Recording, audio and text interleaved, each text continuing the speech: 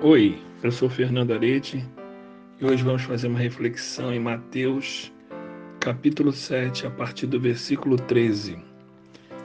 Entrem pela porta estreita, pois larga é a porta e amplo o caminho que leva à perdição, e são muitos os que entram por ela. Como é estreita a porta e apertado o caminho que leva à vida, são poucos os que a encontram. Lendo assim, dá a entender, dá a impressão, nós temos a impressão que a porta estreita está escondida. Não creio que está escondida, irmãos, mas está diminuída, ela é desagradável. Ela inicialmente me tira dos aparentes prazeres do mundo e das loucuras da vida. Mas a porta estreita é o caminho certo, é o caminho da obediência.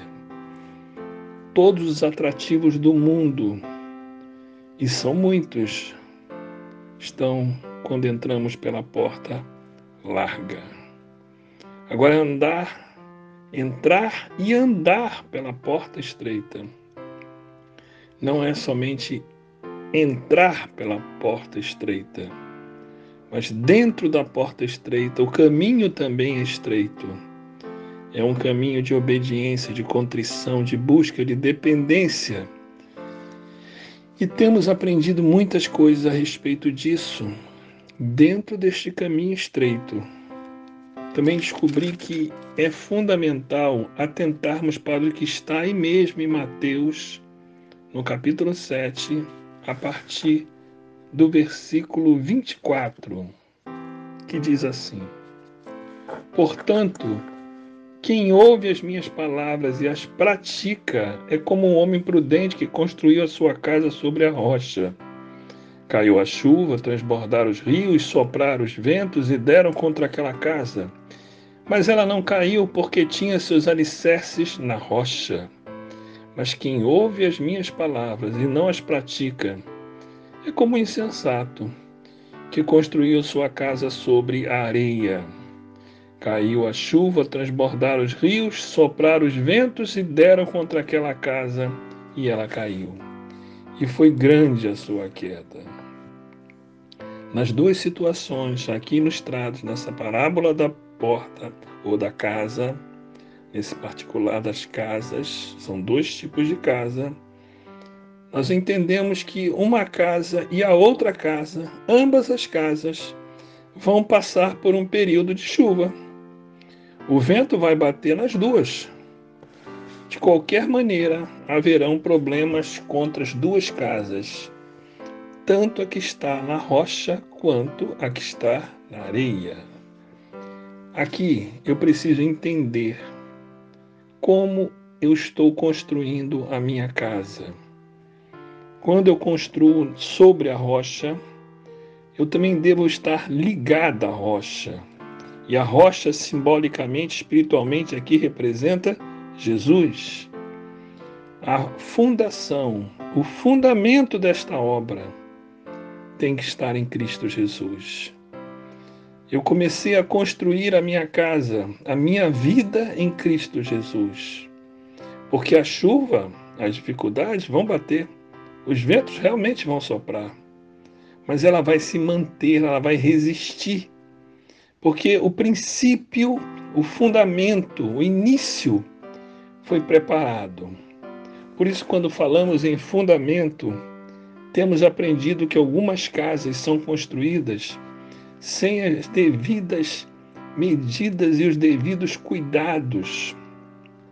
Quando trabalhamos em casas, sempre imaginamos uma casa que tenha pelo menos uma viga de equilíbrio, ou uma sapata, ou um bloco, uma estrutura de suporte que vai sustentar a construção da casa.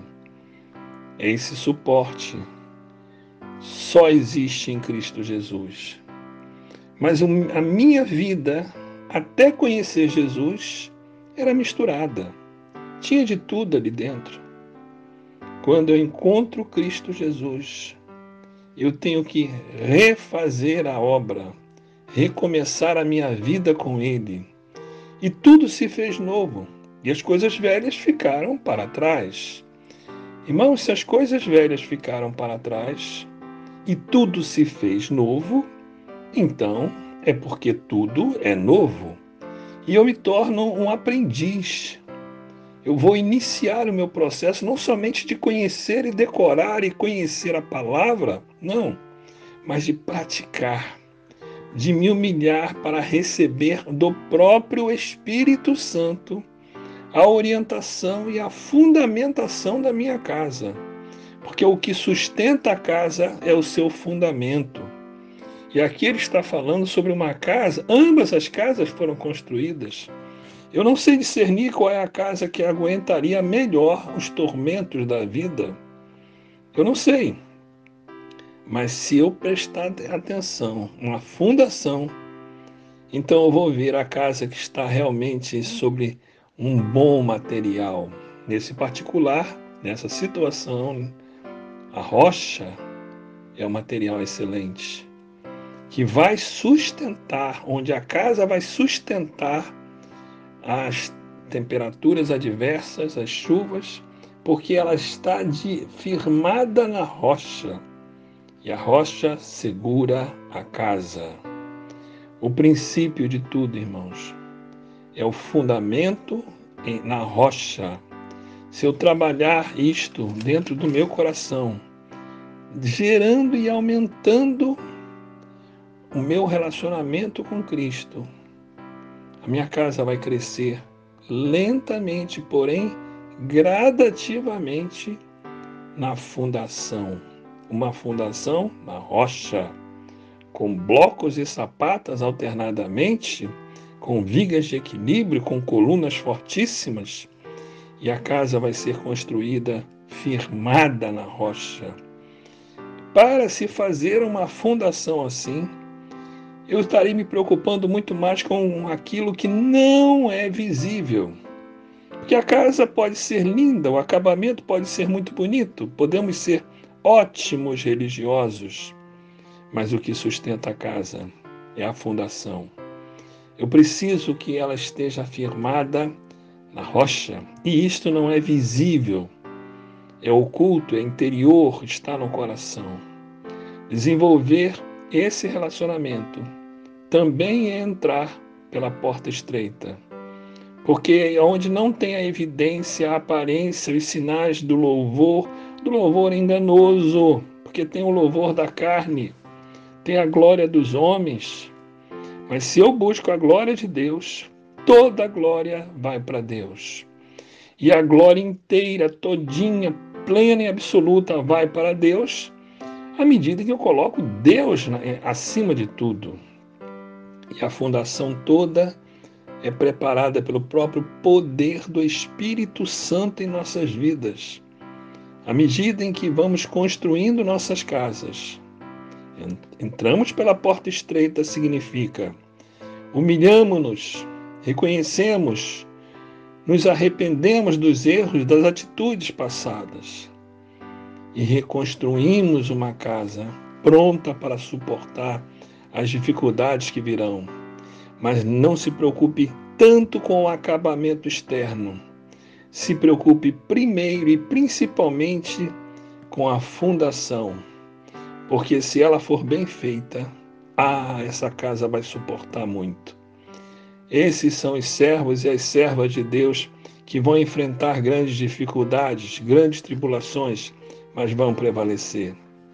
Que estejamos incluídos entre essas casas separadas, porque entramos pela porta estreita e porque agora estamos construindo nossas casas na dependência do Espírito Santo, onde Ele trabalha na fundação, fortalecendo as nossas casas na rocha. E a rocha é Cristo Jesus. Louvado e exaltado seja o nome do Senhor, e que Ele nos abençoe e fortaleça nossas casas na rocha que é Cristo Jesus. Amém.